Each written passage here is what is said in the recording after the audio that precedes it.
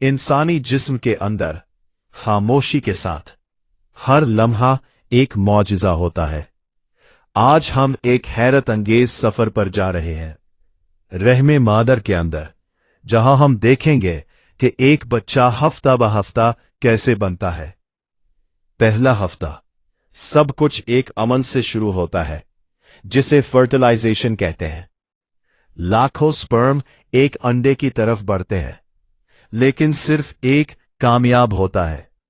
जैसे ही स्पर्म अंडे में दाखिल होता है, एक नई जिंदगी शुरू हो जाती है।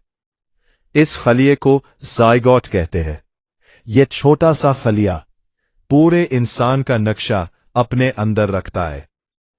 दूसरा हफ्ता चंद घंटों के अंदर यह खलिया तकसीम होना शुरू हो जाता है, 2, 4, 8, और फिर एक मुकम्मल खलियाती मजमुआ बन जाता है। यह बिला सिस्ट बनकर रहम की तरफ सफर करता है और दीवार के साथ जड़ जाता है। तीसरा और चौथा हफ्ता अब जिस्म के बुनियादी हिस्से बनने लगते हैं।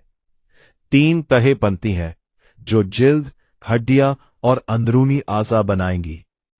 इसी दौरान एक छोटा सा दिल बनता है और धड़कना शुरू कर देता है। 5वां और छठा हफ्ता दिमाग तेजी से बनता है। आंखें, कान और मनहे की इब्तिदाई शक्ल जाहिर होती है। हाथ और पांव के इब्तिदाई आभार बनते हैं। 7वां और 8वां हफ्ता जिस्म की साख्त वाज़े होने लगती है। उंगलियां बनना शुरू होती है, और अब इसे एम्ब्रियो नहीं बल्कि फीटस कहा जाता है। तीसरे महीने से आगे बच्चा तेजी से बढ़ता है। चेहरा वाज़े होता है, हरकत शुरू होती है, और तमाम अहम आज़ा बन चुके होते हैं। आखिरी महीने बच्चा मुकम्मल तौर पर तैयार हो जाता है।